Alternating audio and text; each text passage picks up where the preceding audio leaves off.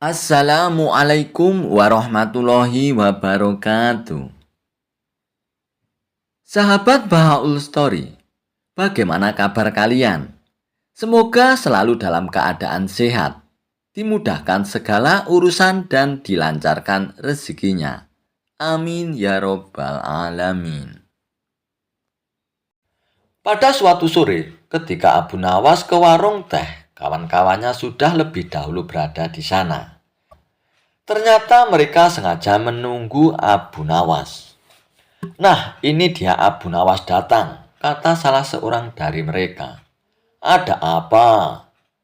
Kata Abu Nawas sambil memesan secangkir teh hangat. Kami tahu engkau selalu bisa melepaskan diri dari perangkap-perangkap Raja Harun al-Rasyid. Tetapi kami yakin kali ini engkau pasti dihukum Baginda Raja bila engkau melakukannya. Kawan-kawan Abu Nawas membuka percakapan.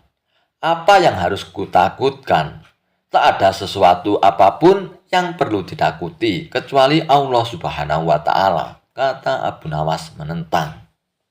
Selama ini, belum pernah ada seorang di negeri ini yang berani memantati Baginda Raja Harun al-Rasyid. Bukankah begitu, hai Abu Nawas? Tanya kawan Abu Nawas.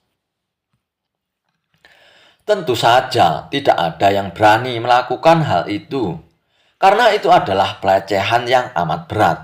Siapa saja yang melakukannya pasti akan dipancung, kata Abu Nawas memberitahu kepada mereka. Itulah yang ingin kami ketahui darimu.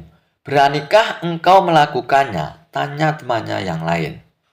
Sudah kukatakan bahwa aku hanya takut kepada Allah Subhanahu wa Ta'ala saja. Sekarang apa taruhannya bila aku bersedia melakukannya? Abu Nawas balik bertanya. 100 keping uang emas. Selain itu Baginda harus tertawa pada saat engkau pantati, tanya mereka. Bukan Abu Nawas namanya jika tidak bisa menyelesaikan sesuatu masalah. Ia menyanggupi tawaran yang amat berbahaya itu dan kembali pulang ke rumahnya. Kawan-kawan Abu Nawas merasa tidak yakin Abu Nawas sanggup untuk memantati Baginda dan membuat Baginda Raja tertawa. Karena tantangan ini sangat berat, maka kali ini Abu Nawas pun harus berhadapan dengan Al-Gujub pemenggal kepala. Minggu depannya, Baginda Raja Harun al-Rasyid akan mengadakan jamuan kenegaraan. Para menteri, pegawai istana, dan orang-orang dekat Baginda diundang, termasuk juga Abu Nawas.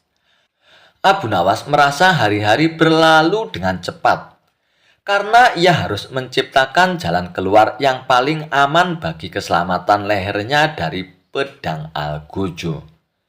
Tetapi bagi kawan-kawan Abu Nawas, hari-hari terasa amat panjang, karena mereka sudah tidak sabar menunggu pertaruhan yang amat mendebarkan itu.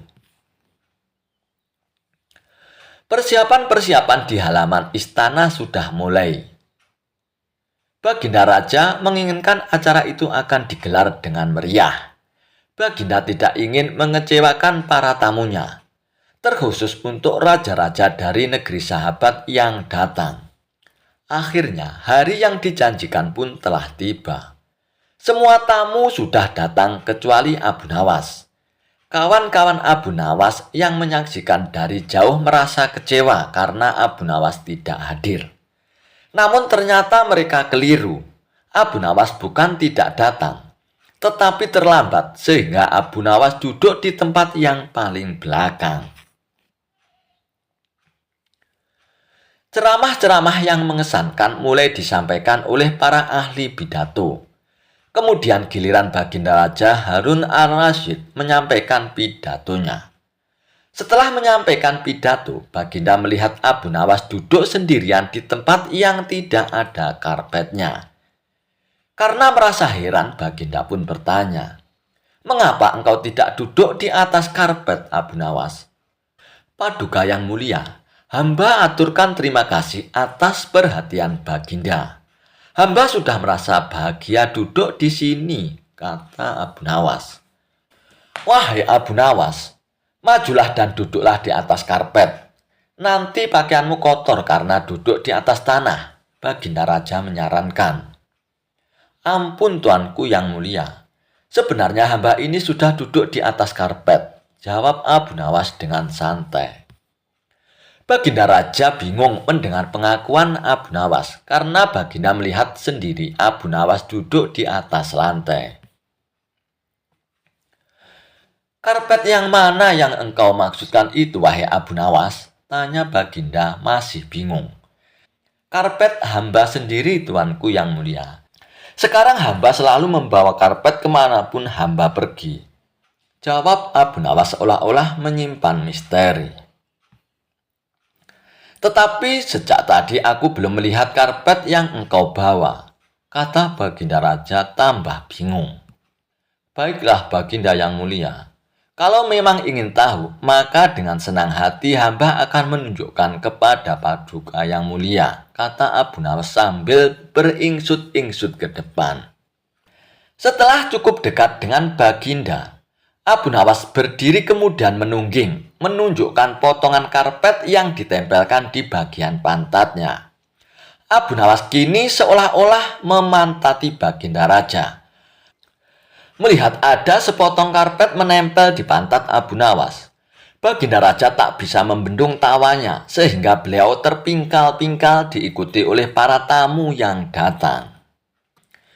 Menyaksikan kejadian yang menggelikan itu, kawan-kawan Abu Nawas pun merasa kagum. Mereka harus rela melepaskan 100 keping uang emas untuk Abu Nawas. Cerita Abu Nawas sudah tersebar ke seluruh penjuru dunia, meski umumnya mengandung unsur humor yang mengundang tawa. Cerita-cerita dari sang pujangga tersebut tetap menyimpan makna mendalam yang dapat dipelajari umat muslim. Abu Nawas adalah salah seorang penyair Arab klasik paling terkenal. Pria bernama lengkap Abu Ali Al-Hasan Bilhani Al-Hakami ini dikenal humoris, cerdik dan agak nakal. Selama hidupnya, ia telah menciptakan banyak karya yang digolongkan dalam humor sufi. Mengutip buku Celupkan Hatimu ke Samudra Rindunya The Wilson of Abu Nawas karangan Ahmad Abu Nizar, Abu Nawas terkenal dengan puisinya yang jenaka dan mengupas kehidupan perkotaan, khususnya soal kenikmatan anggur atau homariyat dan humor cabul atau mujuniyat. Karakter karyanya yang baru dan unik membuat Abu Nawas kian tersohor. Bahkan ia sempat menjadi penyair istana atau syair al-bilad. Sampai sekarang, kisah humor Abu Nawas diceritakan turun-temurun di seluruh dunia. Penasaran bagaimana kisah-kisah pujangga paling tersohor itu? Dikutip dari buku Kisah Lucu Kecerdasan Abu Nawas oleh Sukma Hadi Wijayanto. Berikut kisah Abu Nawas yang lucu dan menghibur tapi penuh makna. Di setiap sudut rumah dia berhenti, celingak-celinguk ke kanan dan ke kiri sambil tangannya yang membawa lampu minyak digoyang-goyangkan. Setelah itu dia kembali berjalan dengan lampu tetap di tangan. Tingkah Abu Nawas ini tentu saja menggegerkan penghuni Baghdad. Bagaimana mungkin orang secerdas Abu Nawas berjalan di siang hari ketika sinar matahari menyorot tajam sambil membawa lampu? Abu Nawas mulai gila, kata seorang warga Baghdad.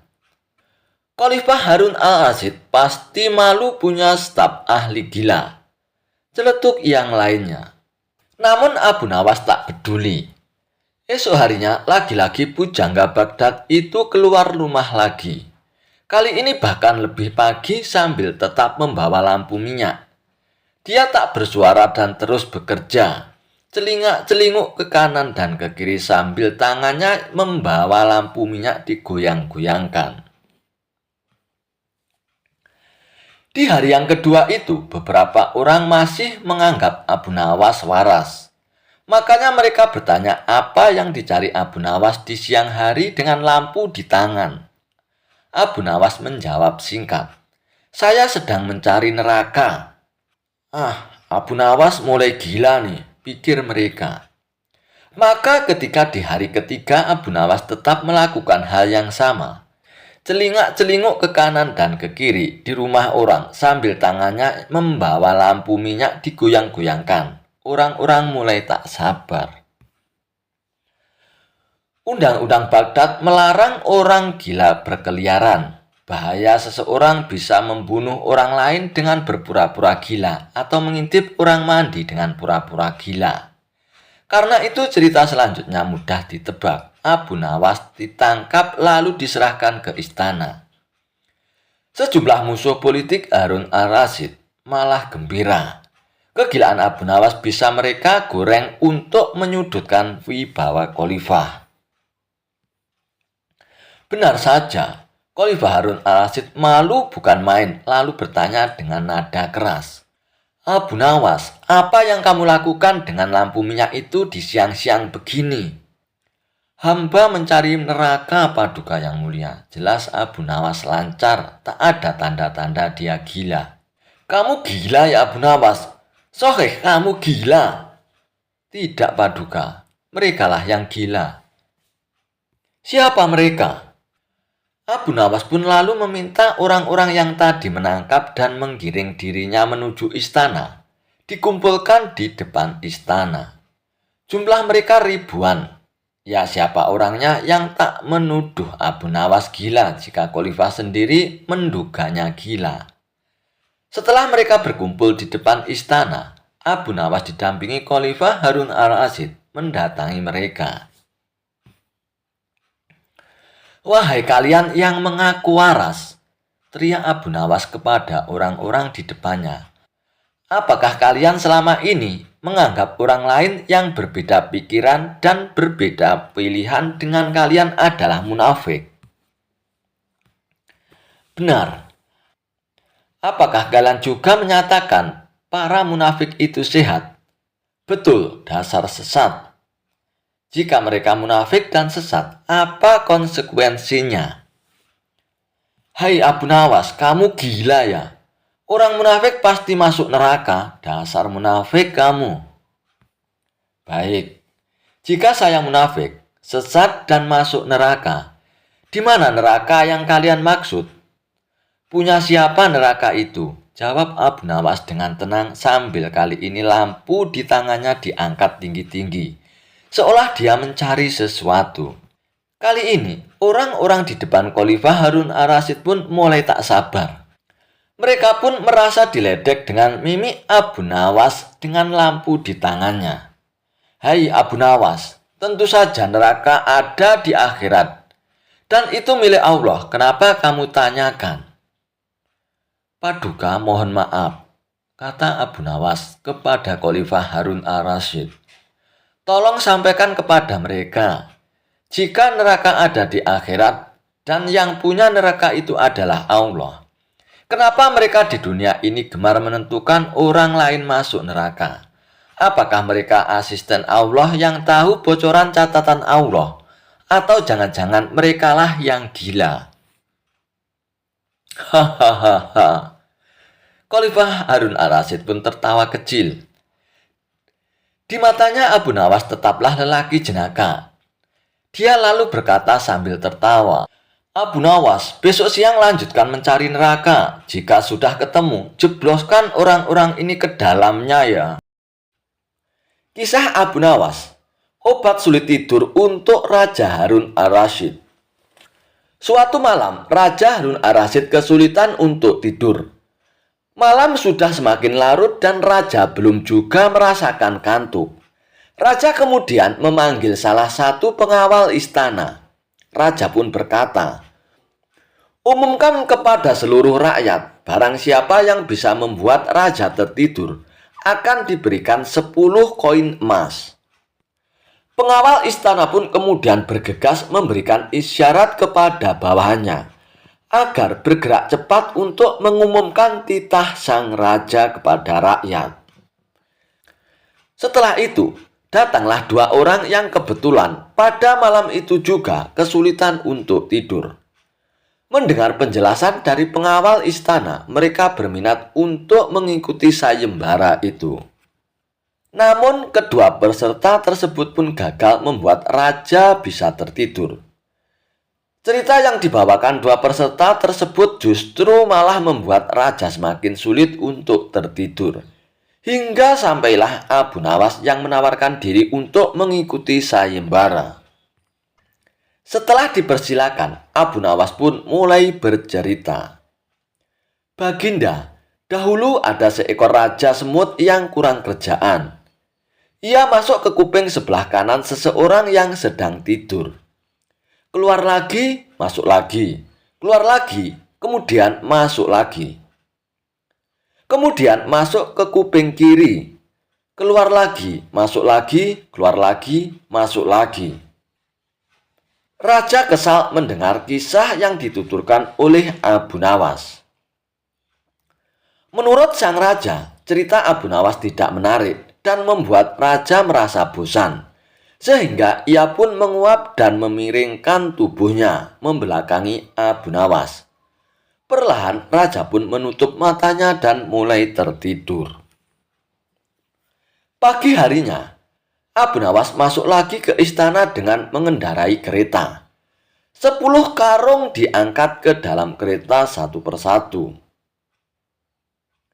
Penjaga pintu istana geleng-geleng kepala ketika kereta itu keluar dari gerbang. Abu Nawas tertidur pulas di atas tumpukan karung emas dengan suara mendengkur yang keras. Kisah Abu Nawas membangun istana di awan. Abu Nawas belum kembali. Kata istrinya, ia bersama seorang pendeta dan seorang ahli yoga sedang melakukan pengembaraan suci. Padahal saat itu, Baginda amat membutuhkan bantuan Abu Nawas. Beberapa hari terakhir ini, Baginda merencanakan membangun istana di awang-awang karena sebagian dari raja-raja negeri bersahabat telah membangun bangunan-bangunan yang luar biasa. Baginda tidak ingin menunggu Abu Nawas lebih lama lagi. Beliau mengutus beberapa orang kepercayaannya untuk mencari Abu Nawas.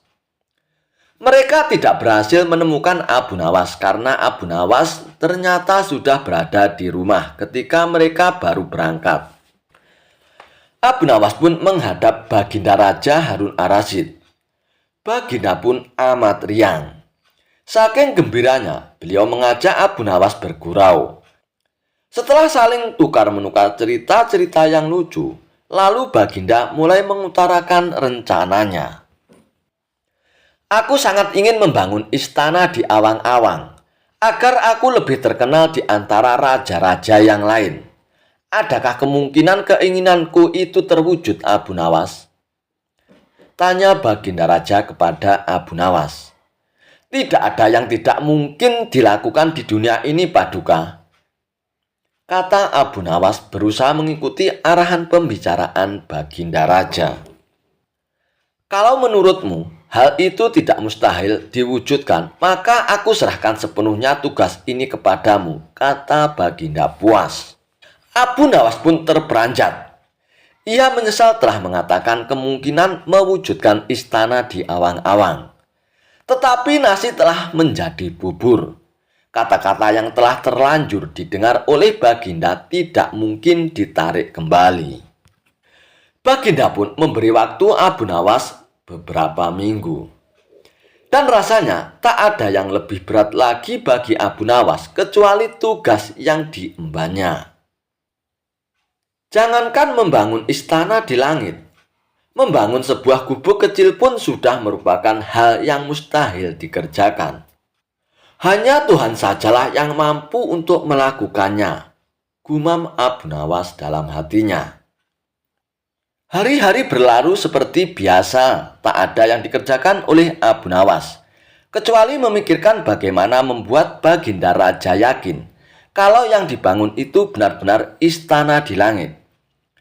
Seluruh ingatannya dikerahkan dan dihubung-hubungkan. Abu Nawas bahkan berusaha menjangkau masa kanak-kanaknya. Sampai ia teringat bahwa dulu ia pernah bermain layang-layang. Dan inilah yang membuat Abu Nawas girang. Abu Nawas tidak menyia-nyiakan waktu lagi. Ia bersama beberapa kawannya merancang layang-layang raksasa terbentuk persegi 4. Dan setelah selesai, baru Abu Nawas melukis pintu-pintu serta jendela-jendela dan ornamen-ornamen lainnya. Ketika semuanya telah selesai, Abu Nawas dan kawan-kawannya menerbangkan layang-layang raksasa itu dari suatu tempat yang dirahasiakan. Begitu layang-layang raksasa terbentuk, istana itu mengapung di angkasa. Penduduk negeri gempar, Baginda Raja girang bukan kepalang. Benarkah Abu Nawas berhasil membangun istana di langit? Dengan tidak sabar, beliau didampingi beberapa orang pengawal bergegas menemui Abu Nawas. Dan Abu Nawas pun berkata dengan bangga, "Paduka yang mulia, istana pesanan Paduka telah rampung," kata Abu Nawas merendah. "Engkau benar-benar hebat, Abu Nawas," kata Baginda memuji Abu Nawas. "Terima kasih Baginda yang mulia," kata Abu Nawas. "Lalu bagaimana caranya aku ke istana?" tanya Baginda Raja. "Dengan tambang Paduka yang mulia," kata Abu Nawas dengan tenangnya. "Kalau begitu, siapkan tambang itu sekarang. Aku ingin segera melihat istanaku dari dekat," kata Baginda tak sabar lagi.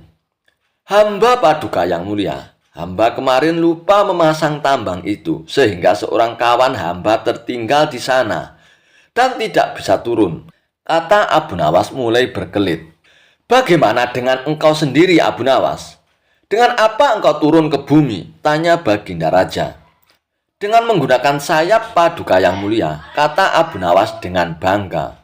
"Kalau begitu buatkan aku sayap supaya aku bisa terbang ke sana," kata Baginda Raja.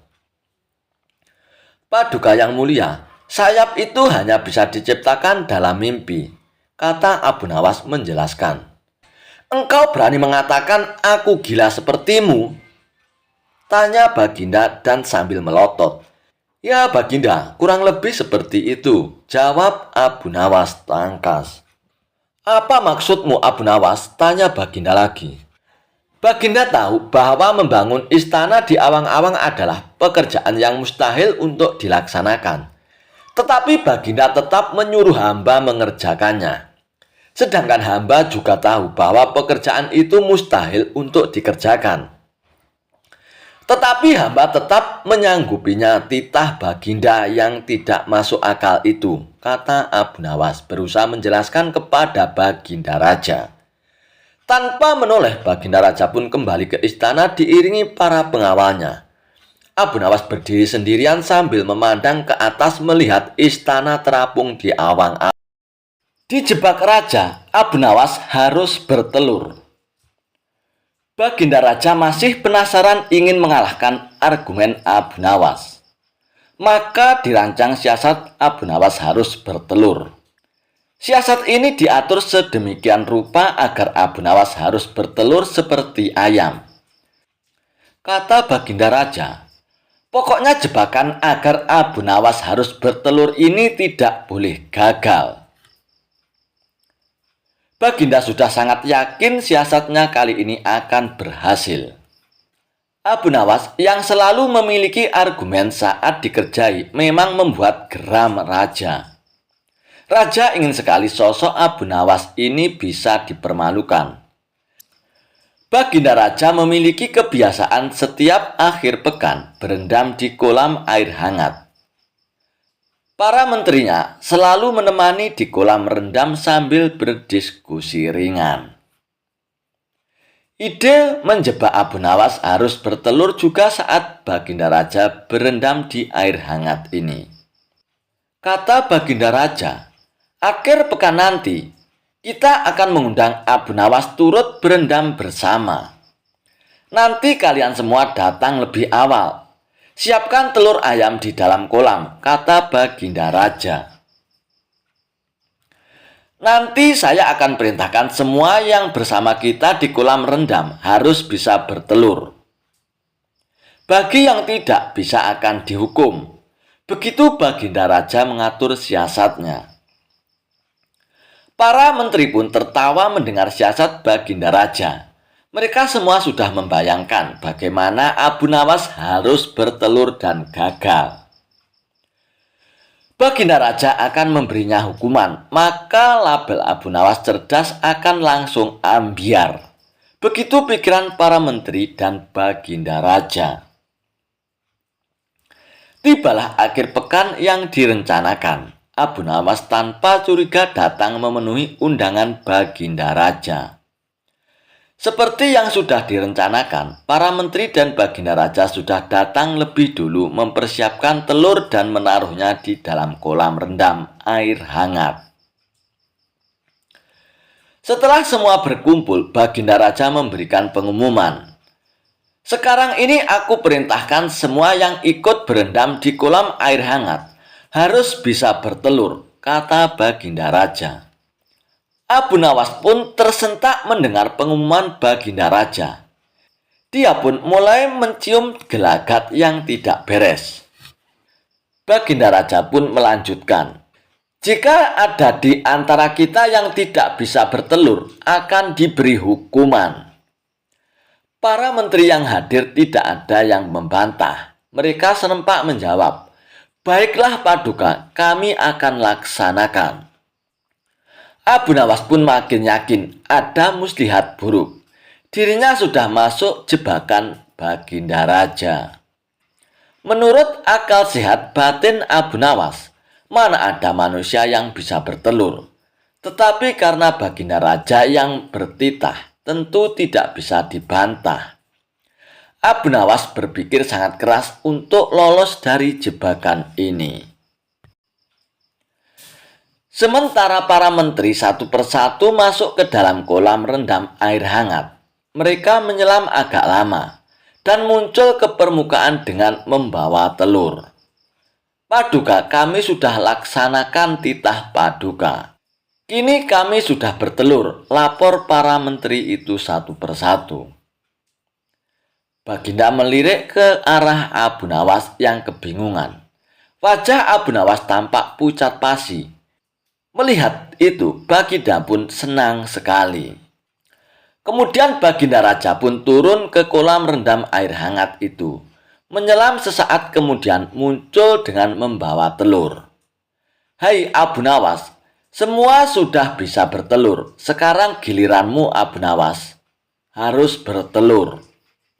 Ayo, atau kamu akan aku beri hukuman nanti, teriak Baginda Raja.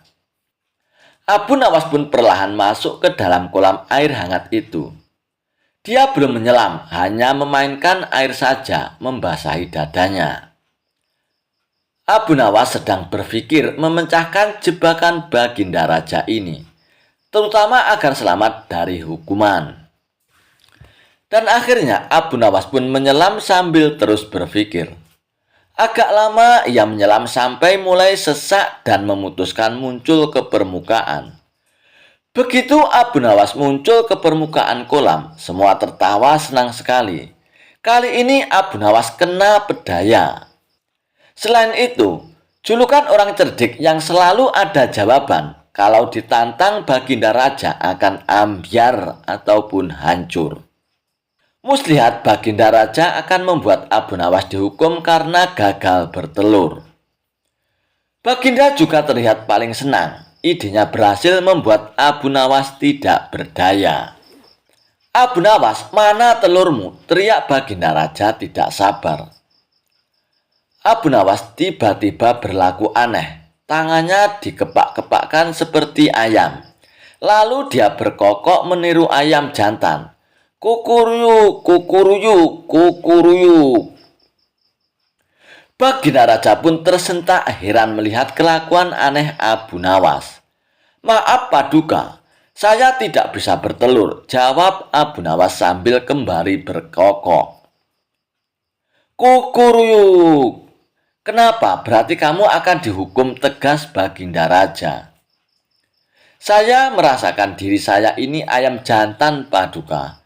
Jadi tidak mungkin bertelur.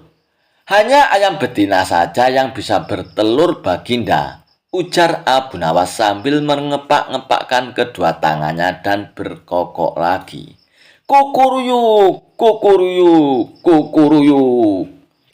Baginda Raja pun dan para menteri seperti ditampar keras oleh jawaban Abu Nawas. Baginda Raja pun bergegas mengambil pakaian dan beranjak tanpa berkata-kata lagi. Jebakan untuk Abu Nawas yang harus bertelur tak disangkanya gagal total. Malah dirinya dipermalukan, disamakan dengan ayam betina. Para menterinya juga mengikuti pergi meninggalkan Abu Nawas yang masih berkokok berkukuruyuk meledek mereka. Kisah Abu Nawas dan kipas ajaib yang awet hingga 100 tahun. Suatu ketika Abu Nawas asik berjalan-jalan di sebuah pasar. Ia pun melihat pemuda sedang berjualan baju di pinggiran jalan. "Baju bagus dan istimewa," teriak pemuda tersebut. Dan di sebelah dagangan si pemuda tertulis kalimat dijamin tidak luntur.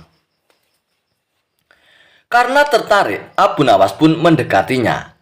"Silakan tuan, tuan mau beli baju ya? Silakan pilih tuan," tanya si pemuda itu. "Aku mau melihat-lihat dulu.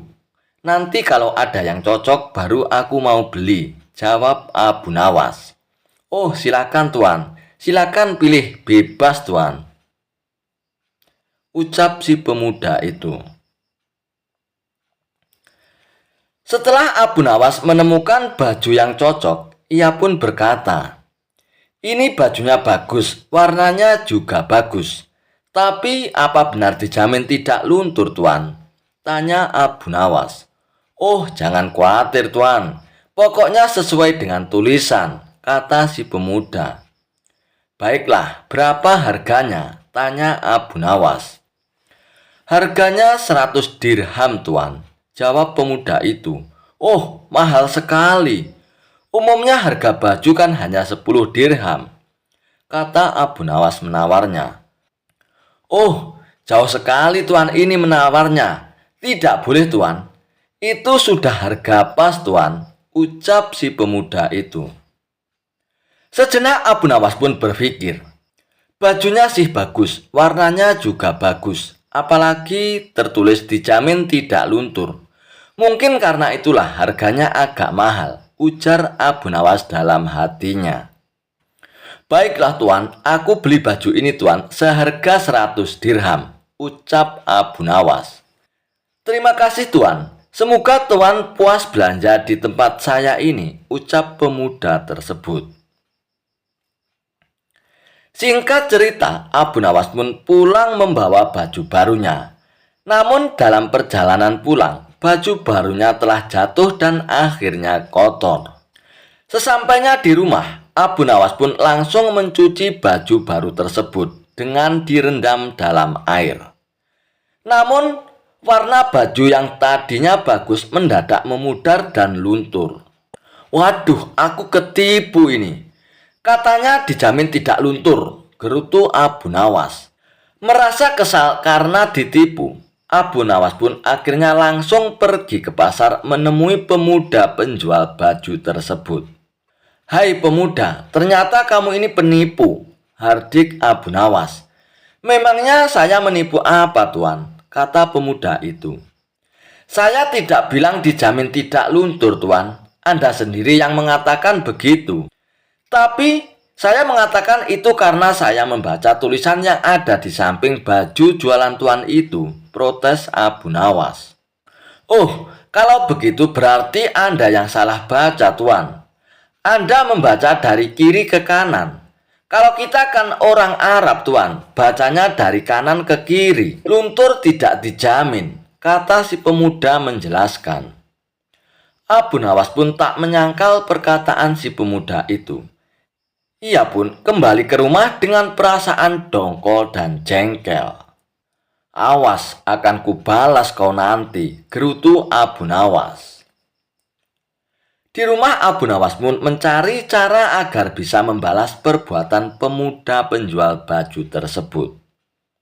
Esok paginya, Abu Nawas pun pergi ke pasar dan berjualan kipas di samping tempat berjualan si pemuda penjual baju tersebut. Kipas, silakan dipilih. Kipas bagus dan awet sampai 100 tahun, teriak Abu Nawas. Berhubung saat itu cuaca lagi panas, pemuda itu pun akhirnya mendekati Abu Nawas. "Berapa harga kipas ini, Tuan?" tanya pemuda itu. "Oh, murah sekali, Tuan. Hanya 100 dirham," jawab Abu Nawas. "Apa, 100 dirham? Anda bilang murah. Di mana-mana harga kipas cuma 10 dirham, Tuan," ucap si pemuda tersebut. "Ini kan bukan kipas biasa, Tuan. Kipas ini tidak akan rusak sampai 100 tahun, kata Abu Nawas. Sejenak pemuda itu pun terdiam. Kalau sampai bertahan selama 100 tahun, tidak ada salahnya harga mahal, pikir pemuda tersebut. "Baiklah, Tuan, saya beli satu kipasnya," kata pemuda itu. Setelah transaksi selesai, Abu Nawas pun buru-buru pulang dengan membawa uang 100 dirham, uang dari penjualan kipasnya. Sementara si pemuda yang kepanasan segera menggunakan kipasnya dan baru beberapa menit saja kipasnya mendadak rusak. "Dasar aku ketipu," ujar si pemuda geram. Lalu ia pun pergi ke rumah Abu Nawas untuk meminta ganti rugi. "Hai Tuan, Anda ternyata penipu. Katanya kipas itu kuat sampai 100 tahun. Ini dipakai beberapa menit saja sudah rusak," kata pemuda itu. "Kamu pasti salah cara pakainya, Tuan," kata Abu Nawas. "Salah bagaimana, Tuan?"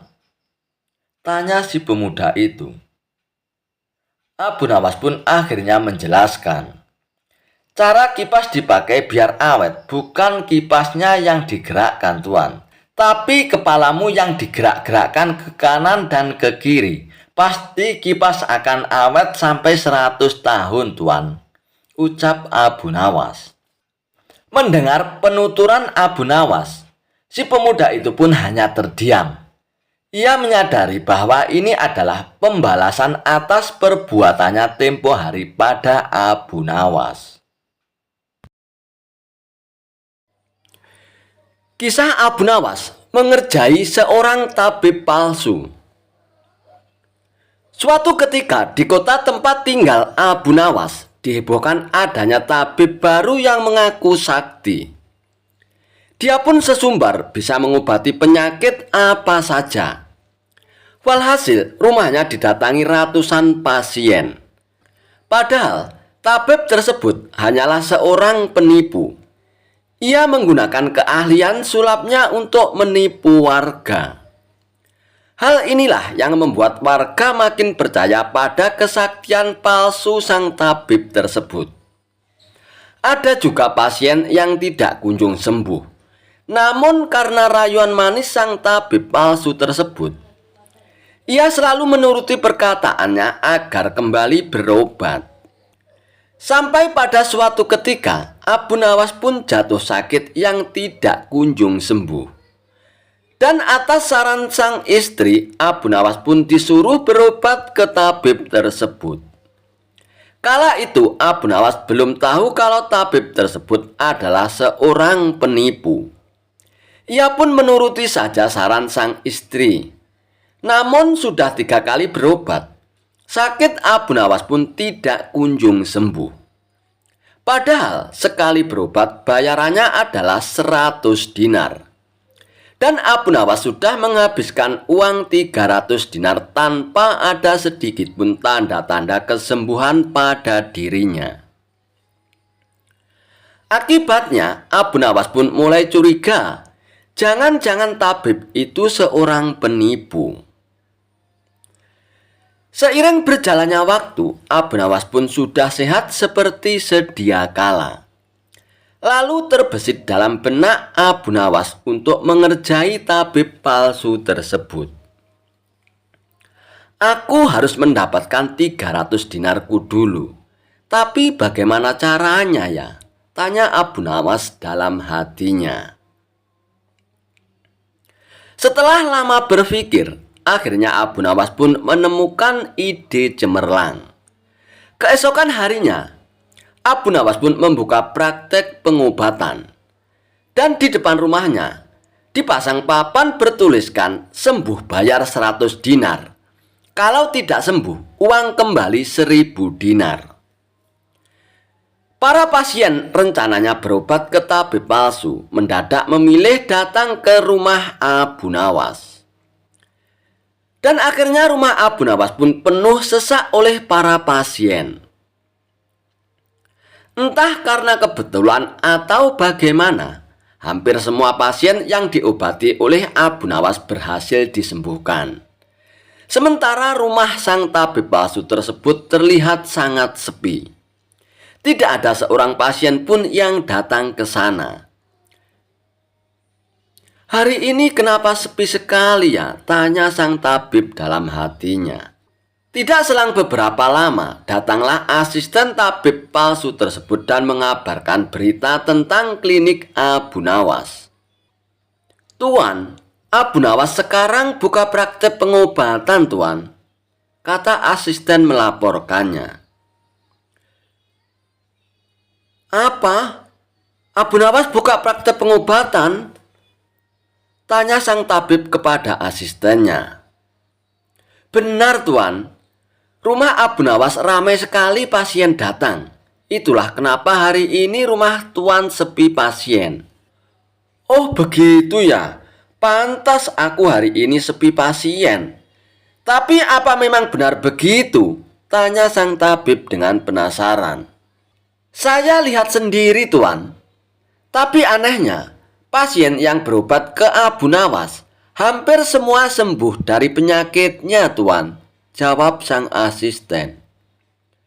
Mendengar penuturan asistennya, muncul sifat asli tabib palsu tersebut. Ia pun berencana menipu Abu Nawas. "Beberapa hari ke depan untuk sementara kita tutup dulu, asisten. Biarlah Abu Nawas yang membuka praktek pengobatannya," ucap sang tabib kepada asistennya. "Memangnya kenapa, Tuan?" tanya asisten dengan penasaran. "Aku punya rencana untuk menipu Abu Nawas. Aku pasti akan mendapatkan 1000 dinar dari Abu Nawas nantinya," jawab tabib palsu tersebut. "Tapi bagaimana caranya, Tuan?" tanya sang asisten bertambah penasaran. "Begini, asisten. Aku akan berobat ke tempat Abu Nawas. Aku akan berpura-pura sakit pada indera perasa lidahku. Kalau ditanya sembuh atau tidak, tentu saja aku akan mengatakan tidak. Karena yang tahu sembuh atau tidak kan hanya aku," ucap tabib palsu tersebut. "Dengan begitu, aku akan bisa dapat dengan mudah mendapatkan 1000 dinar dari Abu Nawas," kata sang tabib menjelaskan. Singkat cerita, datanglah tabib palsu itu ke rumah Abu Nawas. "Hai Abu Nawas, aku ingin berobat kepadamu, Abu Nawas," kata sang tabib. "Bukankah engkau seorang tabib? Kenapa malah berobat kemari?" tanya Abu Nawas. "Ya, memang benar. Tapi di tempatku tidak ada obatnya, Abu Nawas. Makanya aku datang ke sini," jawab sang tabib. "Memangnya kamu sakit apa, tabib?" tanya Abu Nawas lagi. "Begini, Abu Nawas. Entah kenapa lidahku mati rasa. Aku tidak bisa merasakan apa-apa, Abu Nawas," kata sang tabib berpura-pura mengeluh. Akan tetapi, Abu Nawas menangkap firasat kurang baik. Ia yakin kalau tabib palsu itu hendak menipunya. "Aku tidak akan tertipu untuk yang kedua kalinya. Justru kedatanganmu sudah aku tunggu-tunggu, tabib," ucap Abu Nawas dalam hatinya. Lalu Abu Nawas pun menyuruh sang tabib untuk menunggu di ruang pengobatan. Abu Nawas pun pergi ke belakang dan segera memeras buah jeruk yang sangat asam dan menuangkannya ke dalam gelas. Lalu gelas tersebut diberikan kepada sang tabib. "Wahai tabib, ini obatnya sudah jadi. Minumlah sekarang," ucap Abu Nawas. Ketika sang tabib meminumnya, mukanya mendadak berkerut menahan rasa kejut. "Kamu menipu aku ya Abu Nawas. Ini bukan obat, tapi air jeruk yang sangat kecut, Abu Nawas," kata sang tabib dengan emosi. "Alhamdulillah, berarti lidamu sudah tidak lagi mati rasa, tabib. Sekarang bayarlah ongkosnya, yaitu 100 dinar, pinta Abu Nawas." "Waduh, aku keceplosan. Gagal lagi rencanaku," pikir sang tabib palsu tersebut. Lalu sang tabib itu pun terpaksa memberikan uang 100 dinarnya kepada Abu Nawas.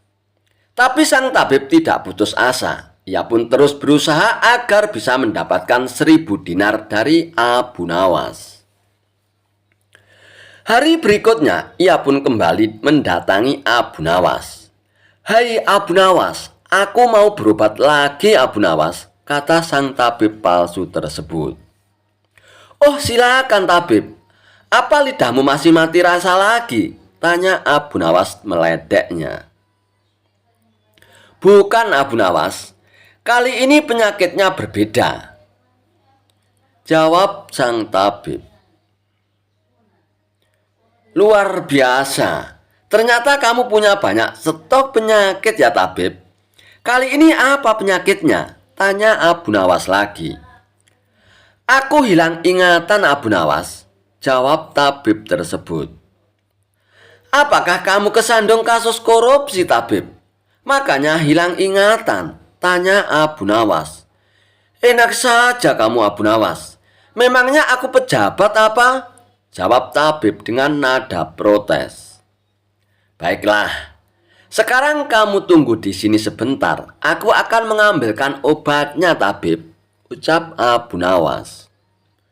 Tidak beberapa lama kemudian, Abu Nawas pun kembali menemui sang tabib palsu. "Ini obatnya tabib, silakan diminum," kata Abu Nawas sambil memberikan gelasnya.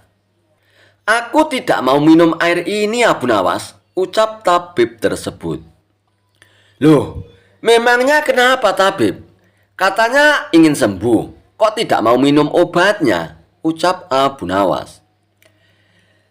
"Lah ini kan perasan air jeruk seperti kemarin Abu Nawas. Aku tidak mau minum," kata sang tabib menolaknya.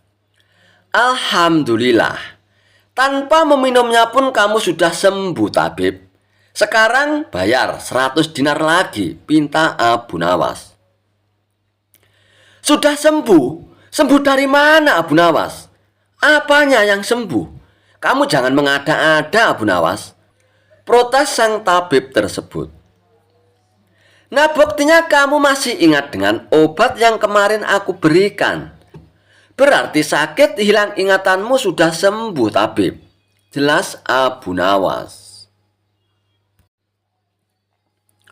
Untuk kedua kalinya, rencana sang tabib palsu mengalami kegagalan juga. Mau tidak mau, ia pun harus memberikan uang 100 dinar lagi kepada Abu Nawas. Kurang ajar Abu Nawas, ternyata tidak sebodoh yang kukira, pikir tabib palsu tersebut. Tidak terima dengan dua kegagalan yang dialaminya, tabib palsu itu pun berpikir keras untuk bisa mengalahkan Abu Nawas. Setelah merenung agak lama, akhirnya ia pun mendapatkan ide. "Aku pasti akan berhasil kali ini," ungkap tabib dengan rasa yakin. Kali ini ia pun berpura-pura buta. Si tabib palsu itu pun berjalan ke rumah Abu Nawas dengan bantuan tongkat di tangannya. Setelah tiba di tempat Abu Nawas pun sempat kaget dengan penuh rasa iba. Abu Nawas pun bertanya kepada sang tabib, "Apa yang menimpamu tabib dan mengapa kamu bisa seperti ini?"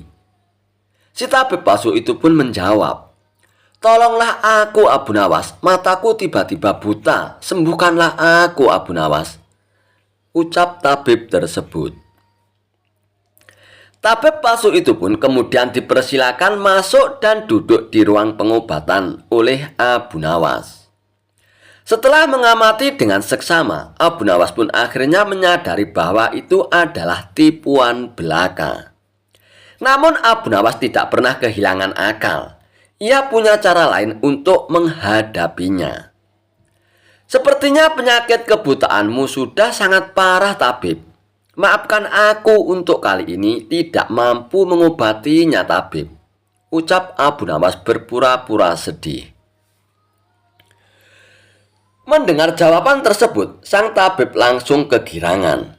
Akhirnya bisa mengelabui Abu Nawas juga kali ini aku. Terus bagaimana ini, Abu Nawas? Padahal aku berharap banyak kepadamu, kata sang tabib berpura-pura. Iya, mau bagaimana lagi, tabib?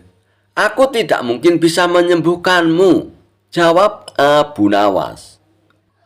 Oh, kalau begitu aku akan dapat 1000 dinar darimu dong, Abu Nawas, tanya tabib palsu dengan penuh harap. Tentu saja kawan, aku tidak mungkin berdusta, balas Abu Nawas. Kemudian Abu Nawas pun masuk ke dalam rumah untuk mengambil uang. Ini uangnya 1000 dinar untukmu, tabib, ucap Abu Nawas sambil memberikan uangnya. Tabib palsu itu pun dengan penuh kegirangan menerima uang tersebut. Tapi setelah uangnya dihitung, ia langsung murka.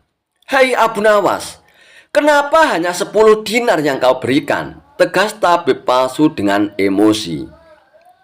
Hai tabib, dari mana kamu tahu kalau jumlahnya hanya 10 dinar? Tanya Abu Nawas balik. Uangnya memang ada 10, tapi pecahannya 1 dinar saja ini. Bukan 100 dinar, Abu Nawas. Memangnya aku buta apa? Balas tabib tambah emosi. Alhamdulillah, sekarang kamu sudah sembuh, tabib, kata Abu Nawas sambil mengambil kembali uangnya.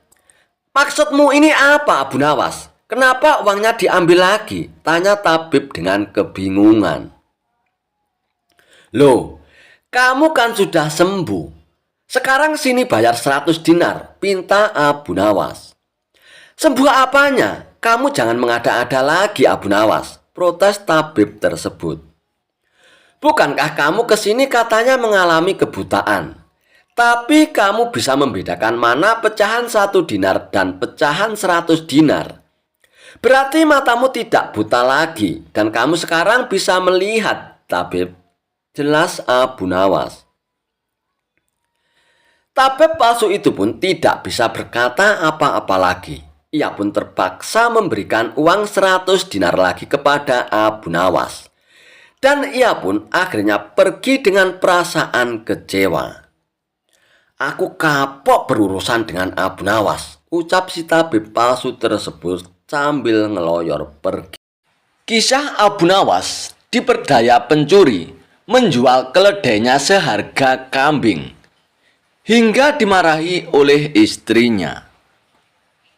Tanpa pikir panjang, Abu Nawas memutuskan untuk menjual keledai kesayangannya. Keledai itu merupakan kendaraan Abu Nawas satu-satunya. Sebenarnya ia tidak tega untuk menjualnya. Akan tetapi keluarga Abu Nawas amat membutuhkan uang dan istrinya pun setuju. Keesokan harinya Abu Nawas membawa keledainya ke pasar. Abu Nawas tidak tahu kalau ada sekelompok pencuri telah mengintai Abu Nawas. Mereka pun sepakat untuk memperdaya Abu Nawas. Rencana pun mulai mereka susun ketika Abu Nawas beristirahat di bawah pohon. Salah seorang mendekat dan berkata, "Hei Abu Nawas, apakah engkau akan menjual kambingmu?" Tentu saja Abu Nawas terperanjat mendengar pertanyaan yang begitu tiba-tiba. "Ini bukan kambing," jawab Abu Nawas. "Kalau bukan kambing, lalu apa?" tanya pencuri itu. "Hei, ini adalah keledai ya," jawab Abu Nawas. "Kalau engkau yakin itu keledai, jual saja ke pasar dan tanyakan pada mereka. kata komplotan pencuri itu sambil berlalu. Abu Nawas pun tidak terpengaruh. Kemudian ia pun meneruskan perjalanannya. Ketika Abu Nawas sedang menunggang keledai, pencuri kedua menghampiri dan berkata, "Hei Abu Nawas, mengapa kau menunggangi kambing?" Abu Nawas pun menjawab, "Hei, ini bukan kambing, tapi keledai ya." "Kalau itu keledai, aku tidak bertanya seperti itu. Dasar orang aneh. Kambing kok dikatakan keledai?" "Hei, kalau ini kambing, aku tidak akan menungganginya ya," jawab Abu Nawas tanpa ragu. "Kalau engkau tidak percaya, pergilah ke pasar dan tanyakan pada orang-orang di sana," kata pencuri kedua sambil berlalu. Abu Nawas pun belum terpengaruh dan ia tetap berjalan menuju pasar. Pencuri ketiga datang menghampiri Abu Nawas. "Hai Abu Nawas, akan kau bawa kemana kambingmu itu?" tanya pencuri ketiga. Kali ini Abu Nawas pun tidak segera menjawab. Ia mulai ragu. Sudah 3 orang mengatakan kalau hewan yang dibawanya adalah kambing. Pencuri ketiga ini tidak menyia-nyiakan kesempatan. Ia pun makin mempengaruhi otak Abu Nawas. "Sudahlah Abu Nawas, biarpun kau bersikeras hewan ini adalah keledai, nyatanya itu adalah kambing Abu Nawas, kambing-kambing," ucap si pencuri ketiga. Abu Nawas pun berhenti sejenak untuk beristirahat di bawah pohon. Pencuri keempat pun melaksanakan strategi busuknya. Ia pun duduk di samping Abu Nawas dan mengajak tokoh cerdik ini untuk berbincang-bincang. "Wahai Abu Nawas, bagus sekali kambingmu ini." Pencuri keempat pun mulai membuka percakapan.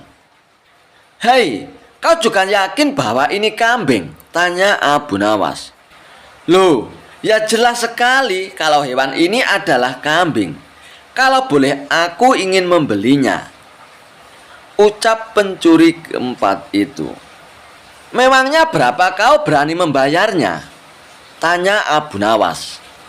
"Akan ku bayar 3 dirham," ucap si pencuri itu. Karena tergoda oleh pencuri itu, akhirnya Abu Nawas pun menyetujuinya. Setelah menerima uang 3 dirham dari pencuri keempat, kemudian Abu Nawas pun langsung pulang. Setibanya di rumah, Abu Nawas pun memberikan uang 3 dirham itu kepada istrinya. "Hei suamiku, jadi keledai itu hanya engkau jual 3 dirham saja, lantaran mereka mengatakan bahwa keledai kita itu adalah kambing." Abu Nawas pun tidak bisa menjawab istrinya. Ia pun hanya mendengar ocehan istrinya dengan setia sambil menahan rasa dongkolnya. Kini ia baru menyadari kalau sudah diperdayai oleh komplotan pencuri yang menggoyahkan akal sehatnya. Abu Nawas pun merencanakan sesuatu. Ia pun pergi ke hutan mencari sebatang kayu untuk dijadikan sebuah tongkat yang nantinya bisa menghasilkan uang. Rencana Abu Nawas pun ternyata berjalan lancar. Hampir semua orang membicarakan keajaiban tongkat Abu Nawas. Berita ini juga terdengar oleh para pencuri yang telah menipu Abu Nawas. Mereka langsung tertarik, bahkan mereka melihat sendiri ketika Abu Nawas membeli barang atau makanan tanpa membayar, tetapi hanya dengan mengacungkan tongkatnya saja. Mereka pun berpikir, kalau tongkat Abu Nawas itu bisa dibelinya, mereka akan kaya karena hanya dengan mengacungkan tongkat itu, mereka akan mendapatkan apa yang mereka inginkan. Akhirnya mereka pun mendekati Abu Nawas dan berkata, "Hei Abu Nawas, apakah tongkatmu itu kau jual?" tanya pencuri itu kepada Abu Nawas. "Tidak," jawab Abu Nawas dengan cueknya. Tetapi kami bersedia membelinya dengan harga yang amat tinggi, Abu Nawas, kata mereka. Memangnya berapa kamu berani membelinya? Kata Abu Nawas berpura-pura merasa tertarik. 100 dinar uang emas, kata mereka tanpa ragu-ragu. Tetapi tongkat ini adalah tongkat wasiat satu-satunya yang aku miliki, kata Abu Nawas sambil tetap berpura-pura tidak ingin menjual tongkatnya. Dengan uang 100 dinar engkau sudah bisa hidup enak, Abu Nawas. Rayu mereka makin penasaran. Abu Nawas pun diam beberapa saat, sepertinya merasa keberatan sekali. Lalu Abu Nawas pun berkata, "Oke, baiklah kalau begitu," kata Abu Nawas. Kemudian Abu Nawas pun menyerahkan tongkatnya, dan ia pun menerima 100 dinar uang emas. Lalu Abu Nawas pun segera melesat pulang.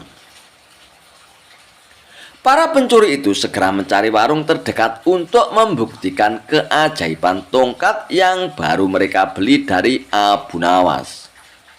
Seusai makan, mereka pun mengacungkan tongkat itu kepada pemilik kedai itu. Tentu saja pemilik kedai pun marah. "Apa maksudmu mengacungkan tongkat itu padaku?" ucap pemilik kedai itu dengan nada marah kepada para pencuri itu. "Bukankah Abu Nawas juga mengacungkan tongkat ini dan engkau membebaskannya?" tanya para pencuri itu. "Memang benar. Tapi engkau harus tahu bahwa Abu Nawas menitipkan sejumlah uang kepadaku sebelum ia makan di sini." Jelas pemilik kedai itu kepada pencuri. "Gila, ternyata kita tidak mendapatkan keuntungan sama sekali. Menipu Abu Nawas, kita malah rugi besar, kawan," umpat para pencuri dengan rasa dongkol.